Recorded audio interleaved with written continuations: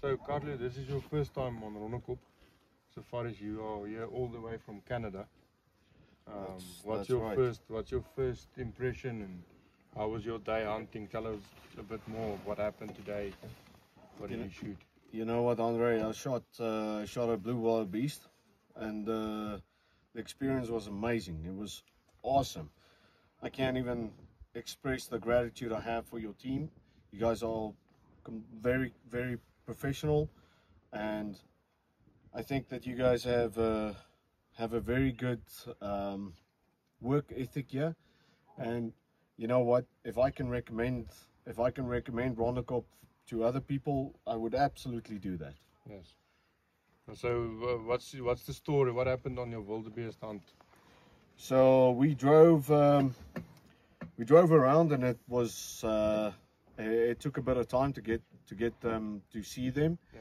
And then you know, at one stage we drove around one of the corners on the north side of the camp, and there they were standing there. And you know, we were kind of in the middle of, are we gonna shoot, are we not gonna shoot? And you know, we decided, we think it's you know, it's time. I think it's a good animal. I think it's a terrific animal, actually, and I think it's a very good value for your money. Yeah. So we took the opportunity, and we you know, I pulled the trigger, and you know, everything went very smooth. The rest is history. The rest is history. Yes. And you know what, I can't thank, like I said, I can't thank your team enough. No, it's a pleasure. I'm looking forward to your flat skin. So absolutely, the skin we made, it's going to be a nice rug in your office or in your room or whatever. Yeah. Depends on if your wife let you put the allows rug it. in the, Allows it. in the room. I'm sure she would. I'm sure she would.